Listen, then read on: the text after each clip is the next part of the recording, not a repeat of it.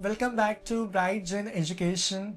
विद्यार्थी मित्रांनो, आपण कवितेच्या प्रवाहामध्ये आहोत आणि आपली शेवटची रचना अर्थात आरशातली स्त्री, त्याच्या कवयित्री आहेत हिरा बनसोडे. आता आरशातली स्त्री, स्क्रीनवर दिसताना शब्द आरशातली स्त्री. आता आरशातली स्त्री म्हणजे नेमकी कोण आहे? तर दोन प्रतिमा. कवितेमध्ये कवयित्री हिरा बनसोडे यांनी एका स्त्रीच्या दोन प्रतिमा अर्थात एक वास्तव जी खऱ्यामध्ये उभी आहे ती आणि तिची प्रतिमा कुठेतरी आरशात दिसते अशा द्विरूपी त्यांनी एक या ठिकाणी त्यांनी आशय मांडलेला आहे. तो आशय काय तो आपण बघूया. अर्थात स्त्रीचे अस्तित्व.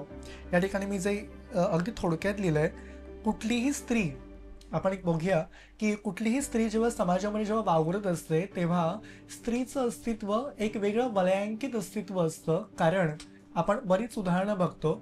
आधीची स्त्री आणि आत्ताची स्त्री बराच फरक आहे. आपण जर काही उदाहरणं घेतली तर सावित्रीबाई फुले असतील किंबहुना अहिल्याबाई होळकर असतील, राणी लक्ष्मीबाई असतील, ताराबाई शिंदे असतील, ह्या प्रत्येक स्त्रियांनी स्वतःचं वेगळं कर्तृत्व केलं आणि म्हणून त्यांच्या कुठेतरी पाऊल खुणा आज या आपल्या महाराष्ट्र भूमीवरती उमटल्या. म्हणून आजची स्त्री ही 21व्या शतकातली कुठेतरी पुढे जाऊन एक सक्षम स्त्री म्हणून उभी राहिली. त्याचंच वेगळं अस्तित्व किंवा एक वेगळा आशय या कवितेच्या माध्यमातून कवयित्री हिरा बनसोडे या ठिकाणी प्रकट करतात. काव्य भावार्थाला हात घालण्यापूर्वी, कवितेच्या अर्थाला हात घालण्यापूर्वी काव्य सौंदर्य काय ते आपण या ठिकाणी जाणून घेऊयात. आपण हे काही 4 ओळी घेतले, स्क्रीनवर दिसते तुम्हाला. काव्य सौंदर्य. अंगणात थांबलेल्या तुझ्या प्रेयस चांदण्याला दार उघडून आत घेण्याचेही भान नाही ग तुला. बागेतली ती अल्लड जाईही पेंगुळली तुझी वाट पाहून, पण तू मात्र झालीस अस्तित्वहीन, प्राण हरवलेली पुतळी. आता आपण जे इथे ओळी बघतो किंबहुना जे शब्द तुमच्या स्क्रीनवर दिसतात इथे, ते सगळे शब्दांचा आशय आपण कवितेच्याच माध्यमातून आपण थेटपणे बघू. त्यामुळे आपण लगेचच पुढच्या कवितेच्या आशयाकडे वळूया. तर सहज आरशात पाहिले नी डोळे भरून आले. आरशातली स्त्रीने मला विचारले, तूच ना ग ती, माझेच रूप ल्यायलेली तरीही मी नसलेली. कितीही बदललीस ग तू अंतर्बाह्य. तुला सांगू तुझ्या अंतरीचे सुंदर पूर्वरंग. ऐक हं तू कशी होतीस ते. आता कुठलंही जरी ओळ आली यातली तरी सुरुवात करताना तुम्हाला असंच लिहायचं आहे की स्त्रीच्या आयुष्यातील स्थित्यंतरांचा वेध घेताना या कवितेमध्ये स्त्रीच्या व्यथा या प्रस्तुत हिरा बनसोडे यांनी शब्दबद्ध केलेत किंबहुना शब्दांकित केलेत. तुमच्या भाषेत तुम्ही मांडू शकता. हे लिहिल्यानंतर थेट लगेच तुम्ही यायचं की जेव्हा आरशातली स्त्री आरशामध्ये पाहते तेव्हा त्याच स्त्रीचं दुसरं प्रतिबिंब, तिचंच प्रतिबिंब तिला आरशात उमटलेलं दिसतं आणि तेव्हा ती स्त्री सांगत असते की तू आज खूप बदलली आहेस. तू आज जी आहेस ती नव्हतीस. आजचं तुझं अस्तित्व फार वेगळं आहे. त्यामुळे आता तुझं मी रहस्य सांगणार आहे. तू आधी कशी होतीस, ते पूर्वरंग कसे होते ते आज मी तुला नव्याने उलगडून दाखवणार आहे. ते तू आता ऐक. तेव्हा ती पुढे म्हणते कवयित्री हिरा बनसोडे, पावसाचे तरंग ओंजळीत भरणारी चैतन्यमयी बालिका, अंगणात दिवे लावावेत तसे सर्वच बहर लावणारी तू नवयौवना, स्वप्नांचे पंख लावून आभाळ झुल्यावर झुलणारी तू ध्येयगंधा, नी आज नखशिखांत तू आहेस फक्त स्थितप्रज्ञ राणी. आता त्यांनी ते खूप छानपणे म्हटले की स्त्रीचं एक अबला किंवा स्त्रीचं एक वेगळं रूप म्हणजे अगदी एका नाण्याच्या 2 बाजू असतात. आपण ज्याप्रमाणे बघतो की पॉझिटिव्ह आणि निगेटिव्ह, तशी पॉझिटिव्ह जशी सकारात्मक जशी एक बाजू असते तशीच नकारात्मक पण बाजू असते. आणि स्त्रीचं ही दुसरी बाजू हेच या ठिकाणी सांगितलेलं त्यांनी प्रयत्न केले की पावसाचे तरंग ओंजळीत भरणारी तू चैतन्यमय बालिका होतीस तेव्हा तू फार वेगळी होतीस आणि आता मात्र फार वेगळी झाली आहेस. आपण बघतो की आपल्या पण सभोवताली बऱ्याच स्त्रिया असतात, बऱ्याच महिला असतात, परंतु त्यांचं आयुष्य हे फक्त संसाराच्या रहाटगाड्यामध्येच पूर्ण बांधलं गेलंय. फॉर एक्झाम्पल चूल आणि मूल हे एवढंच काय ते स्त्रीचं विश्व, बस. त्या पलीकडे स्त्रीचं विश्वच नाही. आणि म्हणजे फक्त त्या एका मर्यादेमध्ये स्त्री फक्त राहिली म्हणून ती असं म्हणते की पावसाचे तरंग उजळीत तू भरणारी चैतन्यमयी बालिका होतीस, अंगणात दिवे लावावेत तसंच सर्वत बहरणारी तू नवयौवना होती. नवयौवना म्हणजे नवतरुणी होतीस तू, नवी युवती होतीस तू. अंगणात दिवे लावावेत तशा प्रकारचं तुझं तेज होतं, तुझं सौंदर्य होतं. स्वप्नांचे पंख लावून आभाळ झुल्यावर झुलणारी तू ध्येयगंधा होतीस. एक प्रकारे तू ध्येयवादी होती.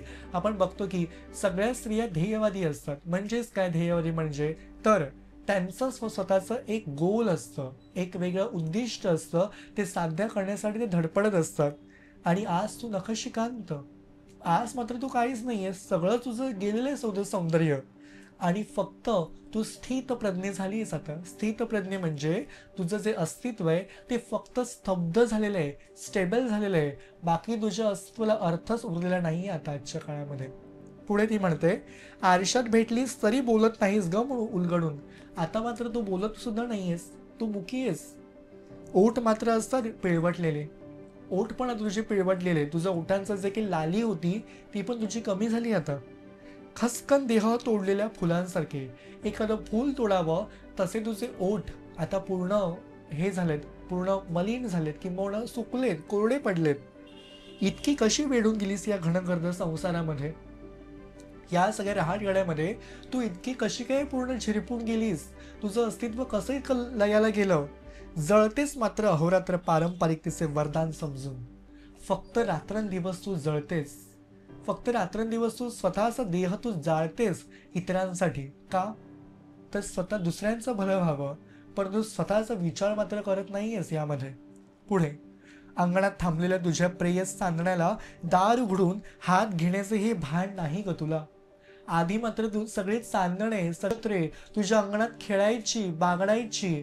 आता मात्र ते चंद्रकिरणे सुद्धा तुझ्या उंबरठ्यापर्यंत येऊ पोचत नाहीये, इतकी तू असक्षम बनली आहेस. हे तुझं अस्तित्व. बागेतली ती अल्लड जाईही पेंगुळते तुझी वाट पाहून पाहून. पण तू तू मात्र झालीस अस्तित्वहीन, प्राण हरवलेली पुतळी. आता बघा, इथे त्यांनी सांगितलेलं आहे की बागेतली ती अल्लड जाई ही पेंगुळते तुझी वाट पाहून पाहून. आता आपण जे ज्या ओळी घेतल्या आहेत ना, या ओळी पण अशाच आहेत. बागेतली ती अल्लड जाई ही पेंगुळते तुझी वाट पाहून. म्हणजेच काय, तर जी बागेतल्या जी फुलं पानं जी आहे ती पण आता कोमेजून गेली आहेत, जे तुझं अस्तित्व बघून, जी ही तुझी सगळी हालत बघून. त्यामुळे आता मात्र तू पूर्णपणे विरघळून गेली आहेस, वितळली आहेस तू. तुझ्या अस्तित्वाला अर्थच उरला नाहीये, अशी तू अस्तित्वहीन झाली आहेस आणि फक्त प्राण हरवलेली पुतळी झाली आहेस तू. एकच फक्त स्टॅच्यू सारखे तू तुझं अस्तित्व झाले, बस. ना बोलणं, ना चालणं, ना कुठे तुझं जाणं येणं, ना जे तुझं अस्तित्व होतं, जे सौंदर्य होतं, तेही तुझं गळून पडलं आहे सगळ्यामध्ये. फक्त आणि फक्त स्वतःला फक्त झिजवत राहिलीस आणि त्या झिजवण्यामध्ये तुझं अस्तित्वही झिजलं गेलं पूर्ण.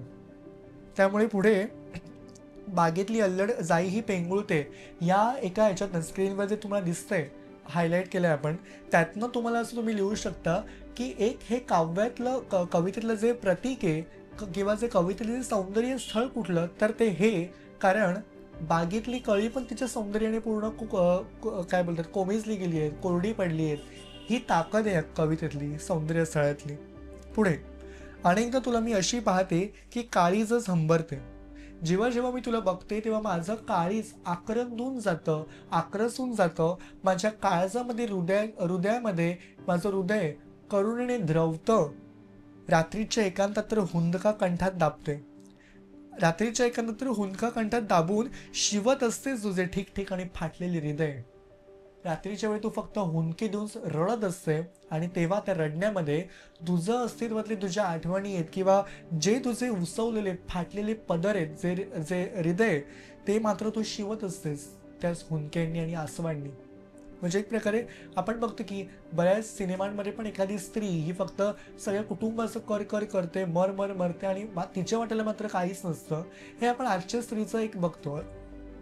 नी पदराखाली झाकतेस देहामधले असह्य कळा, पदराखाली मात्र झाकतेस. म्हणजेच काय, सगळ्या गोष्टी तू लपवून ठेवतेस, दडवतेस. तू स्वतःचं दुःख तू मोकळेपणानं कधीच सांगत नाहीयेस.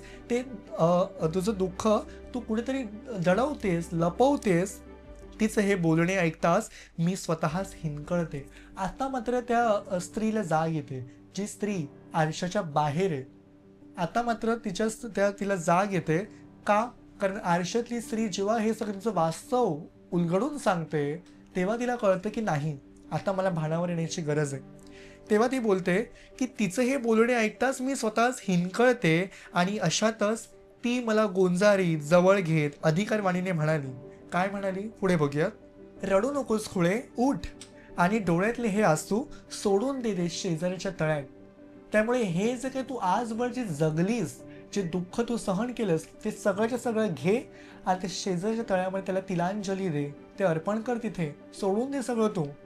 नी घेऊन ये हातात नुकतीच उमललेली शुभ्र कमळाची प्रसन्न फुले आणि त्याच तळ्यातली जी नवीन जी कमळं असतील ती घेऊन ये. त्या आशांनी नव्या आशा जागव, त्यांना पल्लवित कर आणि त्या आशांसोबतच जो काही तुझा प्रवास आहे या पुढचा, त्याला नवी सुरुवात कर, त्याचा नवा प्रारंभ कर आणि त्याच नव्या आयुष्याला तुझ्या स्त्रीत्वाचा नवा अर्थ दे, अशीच या ठिकाणी कवयित्री सांगू पाहते. त्यामुळे कवितेतली ओळ कुठलीही जरी आली तरी अर्थ नीट लक्षात ठेवा. जी उदाहरणं मी दिली ती प्रत्येक उदाहरणं त्यामध्ये द्या, स्पष्टीकरण द्या. एक्सप्लेनेशन असेल तर निश्चित तुमचं उत्तर हे तेवढं समर्पक असेल आणि तेवढं पुरेसं असेल. त्यामुळे आपल्या कवितांचा जो काही प्रभाव होता तो या ठिकाणी पूर्णपणे संपलेला आहे. स्क्रीनवरचं दिसणारे जे काव्य सौंदर्य आहे तेही आपण या ठिकाणी पूर्णपणे मार्मिकपणे घेतलेलं आहे. त्यामुळे तुम्हाला ह्यामध्ये जे काही तुमचं जे शोधायचं आहे ते कवितेच्या प्रत्येक आशयामध्ये दडलेलं आहे. आपले पाठ आणि कविता असं दोन्हीचा आपला एक उहापोह या ठिकाणी आपण घेतलेला आहे. पुढे जाऊयात आपण पुढच्या एका प्रकाराकडे.